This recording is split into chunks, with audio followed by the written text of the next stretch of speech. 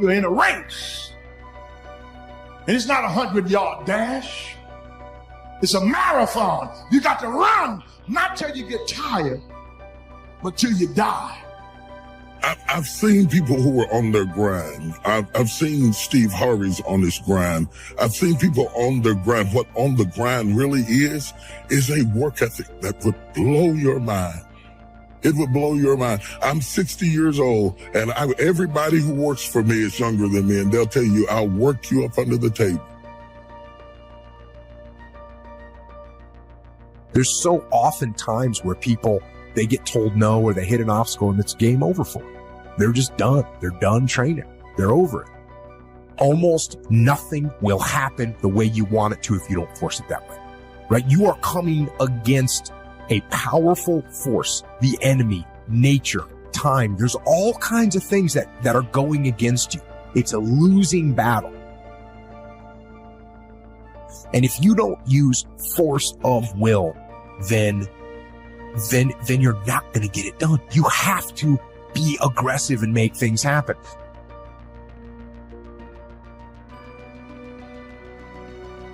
I spend all my time building my dreams. So when I get some time, I can live my dream. But people always try to figure out too many ways to have fun along the way. Getting to success ain't fun. It ain't fun, man. I'm telling you right now, it ain't fun at all. Now, when you get there, you can reap some of the fruits of your labor. But on the way to success, it ain't fun. It's a grind. It's a dog grind. And you've got to resolve within yourself that I can do this, that it's hard. But you've got to say, I'm the one to make this happen. I'm the one to become successful in this business. But you know it's going to be hard, but find out what will make it worth it for you. And if you want to do anything worthwhile in life, you've got to be hungry. There is an old person down inside of you that's dependent on you to be smart.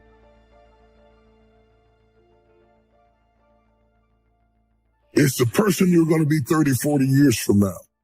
Do not disappoint that person by being foolish through the strongest years of your life. And then when your back is out and your knees are swollen and you can't move around, now you're out there going to get your grind on now? It is the message you tell yourself. I'm tired. I can't do that. I don't feel like what we become what we say to ourselves.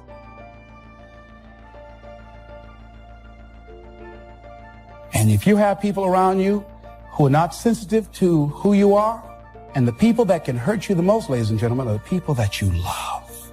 They're the ones that you're vulnerable to. They're the ones that can get to you. See, if you don't draw the line with people, if you just let them run rampant in your life, and you let things happen to you that you don't feel good about, if you continue to allow it to happen, you won't feel good about yourself. Your image of yourself will erode. So you've got to draw the line. When you feel good about yourself, other people will feel good about you too.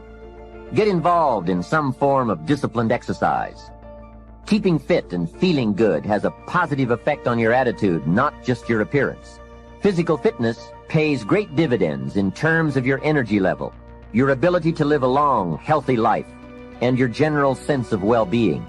And well-being have a lot to do with how your life works out. Look at how much time you spend on how you look. You work so hard on how you look. You got your eyebrows arched, but you're not happy. You have challenged the way God made your eyes more than you have challenged the way you think. They look pretty, but can they see?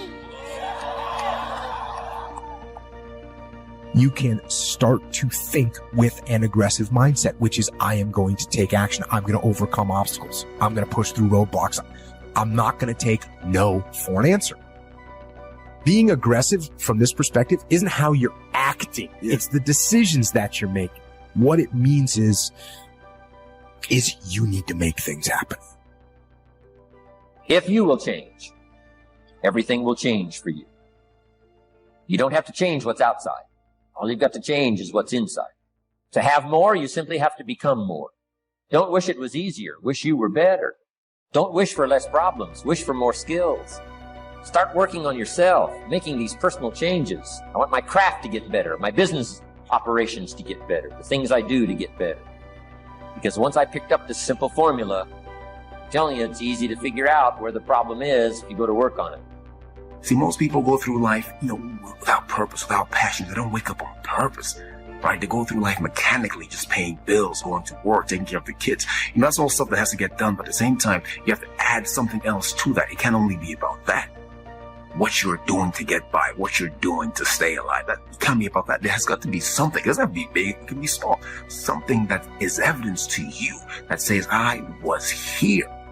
You work hard on your job, you'll make a living. If you work hard on yourself, you can make a fortune. If you would have known me at age 25, you would have said, Jim Rohn's a hard worker. If you'd have known me, you'd have said that.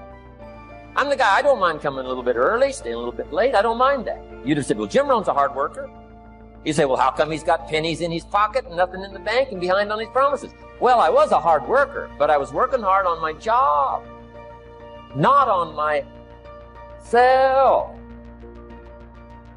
All right? So find something you want to do. Find something you love to do, something that gives you some energy. Go through life with some kind of passion, and that passion is the way you know you're alive, right? You know you're alive, and other people know you're alive too, because when you're living life with that kind of an energy, that kind of an atmosphere, people want to be around you. They want to get close to you. They want to know who you are. Don't live life like a lot of people who go through this thing again mechanically and just like, people who don't know they're alive. Right? You see, and a lot of people don't know they're alive until something happens, until some pain or disappointment shows up. You can go through life feeling alive by doing these kind of things that leave graffiti in your life, right? That leave a mark. That's what you want to do. You want to live that kind of a life. Distinguish between haters, if you'll start working harder on yourself than you do on your job. What I want you to understand is that inspiration does a lot better when it's coupled with perspiration. There are a whole lot of people, they want to be inspired in great things, but they don't want to do the hard work to achieve those great things. It's not either or, it's both and. Often I have the expression that everything worthwhile is uphill. That's a fact. You've never heard someone that got to the top of the mountain and somebody asked them, how did you get there? Kind of look confused and say, I have no idea. They know how they got there. The reason they know how they got there is because they had to walk all the way up the mountain. Nobody lifted them. There were no shortcuts. There's not an elevator. There's not an escalator. It's all effort that gets you to the top of the mountain. So I really trust today that you will just kind of roll up your sleeves, look at something you haven't tackled for a while, dive in. You'll be amazed that once after you do the work, you get inspired. Don't wait to get inspired before you do the work. Work hard on yourself and develop the skills. Work hard on yourself and develop the graces. All of the stuff necessary to become more valuable to the marketplace. I'm telling you, your whole life can explode into change. Money, no problem. Economics, no problem. Future, no problem. If you just go to work on the right thing. Not get things out there to change. Don't try to change the seed. Don't change the soil. Don't change the sunshine. Don't change the rain. Don't change the mix of seasons. Let the miracle of everything that's available work for you, and start working on the inside. Work on your philosophy. Work on your attitude. Work on your personality. Work on all of your abilities. And if you'll start making those personal changes, I'm telling you, everything will change for you. There is no getting around. Ain't no elevator to the top. You got to take the stairs. The elevator don't go to the top, man. Not in the world of success. You got to take the stairs. Y'all got to start getting gritty, man. I hate it when I see young people wasting their time, just sitting around in this world that's been created for you, that everything is instant. Nothing in the world can take the place of persistence. Talent will not. Nothing is more common than unsuccessful men with talent. Education will not. The world is full of educated derelicts. The slogan, press on, has solved and will always solve the problems of the human race. Everybody is 24 hours. What's most important is managing yourself, what you do with your time. All of us are basically the same. The only difference is how you use your time. I know people who have a lot of talent in specific areas, and the difference between them and other people is the time that they put in. The people that are going to come out on top, the people that are going to make an impact, the people that are going to achieve their goals are the people who are mindful on how they use their time. We all ask why we should work this hard. Why take that many classes? Why go to school that many years? Why take the notes? Why read the books? Why work that hard? Why put yourself through the push-ups and the disciplines? Why? Good question, why? Best answer to why, I think, is the second question. Why not? There's this great saying that says, you don't build the tallest building in town by tearing down everybody else's. You build it by building the tallest building. Is this person antagonistic to my success? Are they antagonistic toward me? Are they rooting against me? You have to ask yourself that. If they're rooting against you and they really just want to see you lose, then this is something that you just completely eliminate from your life. This is someone who should not be in your space. They should not be in your life. You have to be self-aware. Do a self-audit to ask yourself, this piece of information, this feedback, this criticism, this concern, if I implemented it and made this adjustment, would I get closer to my outcome? Would I get closer to my goal? Does it serve me to do so? This is for mature people now. If you keep up your present disciplines and keep up the present pace that you're on, where will you be in 5 years? You will either arrive at a well-designed destination or an undesigned destination. And I promise you, 5 years from now, you really don't want to arrive at an undesigned destination. Because you may very well wind up wearing what you don't want to wear, driving what you don't want to drive, living where you don't want to live, maybe doing what you don't want to do, simply because you didn't design a better destination. It is important to realize and to learn to differentiate between things that don't matter and things that do matter. And in order to tell the difference between those two things, you have to be able to detach and step back. And obviously, this is the same thing, not just with leadership, not just with combat, because it's the same thing in combat. You're going to have things that happen on the battlefield that don't matter. The enemy's doing this. Okay, it doesn't matter. Oh, wait, the enemy did that thing? That matters. Or one of my guys did this thing? That matters. Treat your body like a temple. The body and the mind work together and depend on each other, so they both need attention. The best thing to base your life on is reality. Now, of course, when people get to know you, or if they've been around you any length of time at all, they're going to judge you by more than appearance. But sure enough, people at first are going to take a look. So taking care of yourself in personal appearance is a consideration. A champion doesn't become a champion in the ring. The becoming happens during his daily routine. The practicing, the developing, the discipline that when applied consistently can get you to the next level.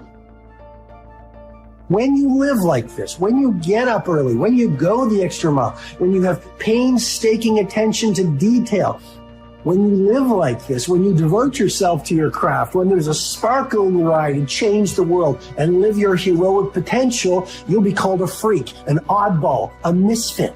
But just remember this.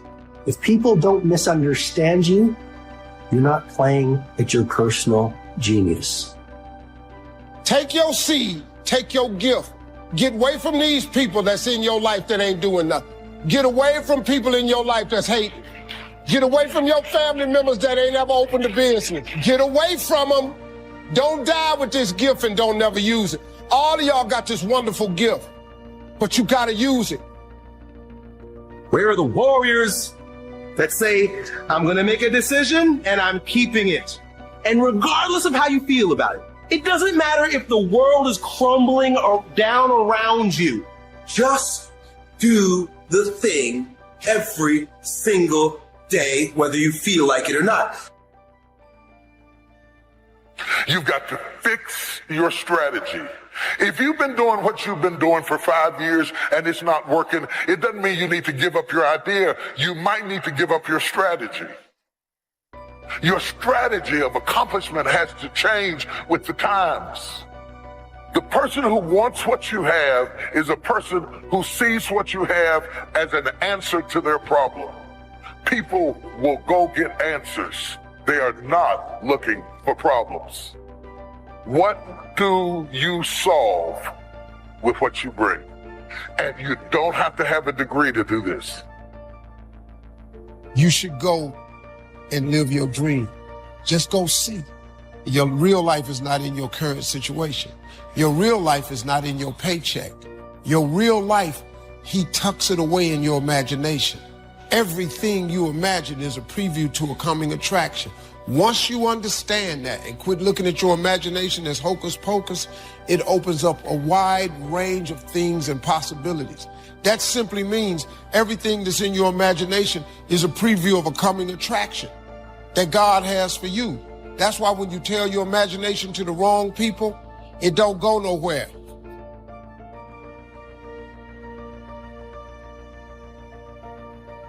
And we look at other people's success and we start creating all of these excuses as to why we're not successful like them. Whenever you live insecure, you will speak like a victim. And when you're a victim, you give away your power. Listen, I'm not trying to condemn you. I'm trying to confront you. Some of you tonight, you need to get sick and tired of living in this place. There is no person above you. When you're insecure, you're addicted to man's approval. Yet what you'll find with insecure people is the more that they get man's approval, the more they want it even more. And when they don't get man's approval, they become even more toxic.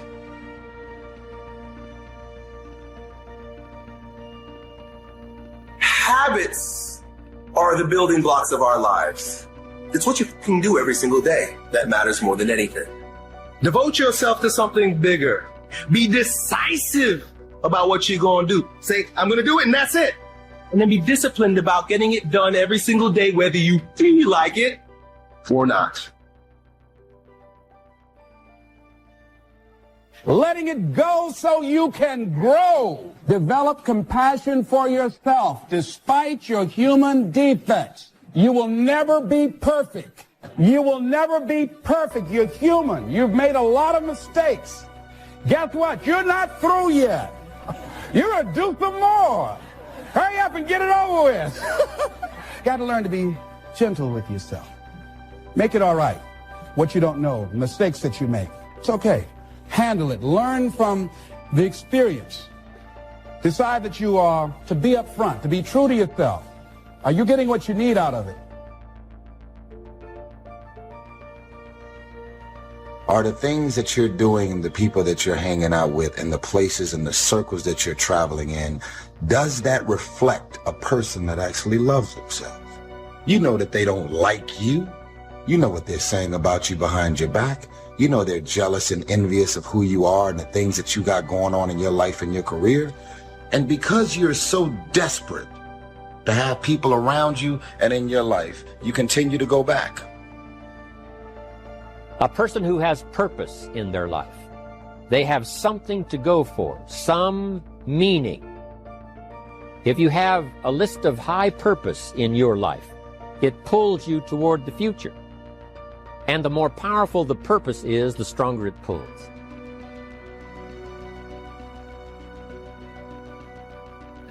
If you are looking to any human being to meet all your needs, you're going to be severely disappointed because nobody can do that. Only God can meet all your needs.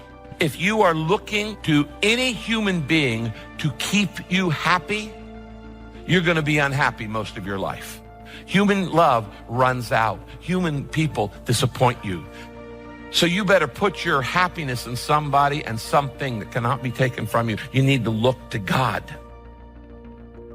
Because what was appropriate as a system is now inappropriate because I have outgrown the way I speak, the way I understand, and the way that I think.